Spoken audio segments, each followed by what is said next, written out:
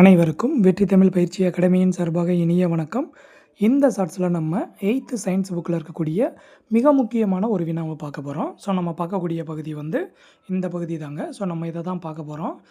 அதாவது ஒளிப்பாயம் அப்படின்னா என்ன, அதுக்கப்புறம் ஒளிப்பாயத்தினுடைய அழகு என்ன, இதெல்லாம் ஆல்ரெடி கேட்ட கொஸ்டினை பாருங்கள்.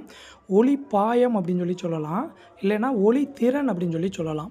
அப்போ ஒளிப்பாயம்னா என்னதுங்க?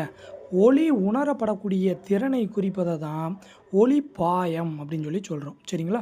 இந்த ஒளிப்பாயத்தினுடைய அழகு என்ன, இதை தான் ஆல்ரெடி கேட்ட கொஸ்டின்.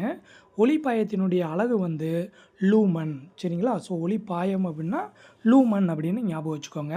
இப்போ லூமன் அப்படின்னா என்னன்றதை நமக்கு ஒரு டெஃபினேஷன் கொடுத்துருக்காங்க. அதாவது ஒரு ஸ்ட்ரேடியன் திண்ம கோணம் இருக்குங்க. அந்த ஸ்ட்ரேடியன் திண்ம கோணத்தில் ஒரு கேண்டில் அளவு இருக்கக்கூடிய ஒளியை நம்ம ஒரு ஒளி மூலம் வெளியிட்டுச்சுன்னா, சரிங்களா, புரிஞ்சுக்கிறணும். ஒரு ஸ்ட்ரேடியன் திண்ம கோளத்தில் ஒரு கேண்டில் அளவு இருக்கக்கூடிய ஒளிச்செறிவுடைய ஒளியை ஒரு ஒளி மூலம் வெளியிடணும். அப்போ ஒரு ஒளி மூலம் ஒரு கேண்டில் அளவு இருக்கக்கூடிய ஒளியை எதில் வெளியிடணும்? ஸ்ட்ரேடியன் திண்ம கோணத்தில் வெளியிடணும். அப்படி வெளியிட்டால் அந்த ஒளி மூலத்தோட திறனை தான் நம்ம லூமன் அப்படின்னு சொல்கிறோம். ஸோ ரொம்ப முக்கியமானதுங்க. டெஃபனேஷனும் ரொம்ப முக்கியம்.